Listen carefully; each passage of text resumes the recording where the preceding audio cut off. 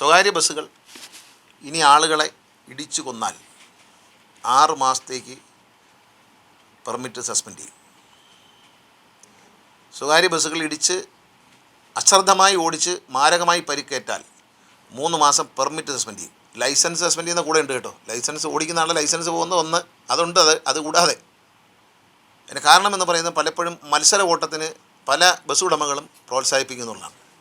അത്ര മത്സര ഓട്ടത്തോട് സംഘടനാ നേതാക്കളോ സംഘടനകളോ പൊരുത്തപ്പെടുന്നില്ല എന്ന് സമ്മതിച്ചു. ഇപ്പം നമ്മൾ നേരത്തെ ഒരു തീരുമാനമെടുത്തു.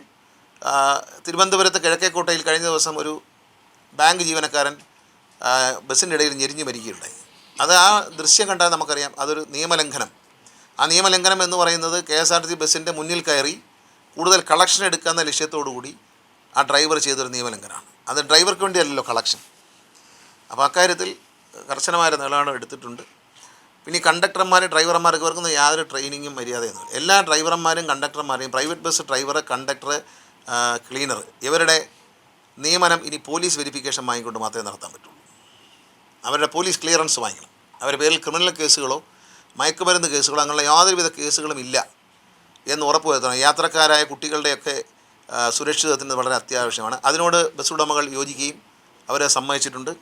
പിന്നെ ഡ്രൈവർമാർക്ക് IDTR ഘട്ടം ഘട്ടമായി IDTR അല്ലെങ്കിൽ IDTRൻ്റെ യൂണിറ്റുകളിൽ സബ് യൂണിറ്റുകളിൽ വെച്ച് ഡ്രൈവിംഗ് ട്രെയിനിങ് നിയമങ്ങളെക്കുറിച്ചും ഡ്രൈവിങ്ങിൻ്റെ അച്ചടക്കത്തെക്കുറിച്ചും ഘട്ടം ഘട്ടമായി ട്രെയിനിങ് നടത്താൻ ട്രാൻസ്പോർട്ട് കമ്മീഷണർ ചുമതലപ്പെടുത്തിയിട്ടുണ്ട്. അദ്ദേഹം അതിൻ്റെ ഷെഡ്യൂൾ തയ്യാറാക്കി അത് ചെയ്യും.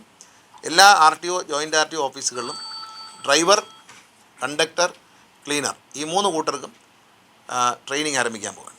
എങ്ങനെയാണ് വണ്ടിയിൽ പെരുമാറേണ്ടത്, വണ്ടിയുടെ ഡോർ എങ്ങനെ അടയ്ക്കണം, വണ്ടി എങ്ങനെ ഓടിക്കണം, വണ്ടിയിൽ വരുന്നതോടെ എങ്ങനെ ബിഹേവ് ചെയ്യണം എന്നുള്ള കാര്യത്തിൽ ഒരു ട്രെയിനിങ് നടത്താനുണ്ട്. പുതിയ വാർത്തകളും വിശേഷങ്ങളും ഇനി വിരൽ തുമ്പിൽ. എല്ലാ ഡിജിറ്റൽ പ്ലാറ്റ്ഫോമുകളിലും ഇപ്പോൾ സീ മലയാളം ന്യൂസ് ലഭ്യം.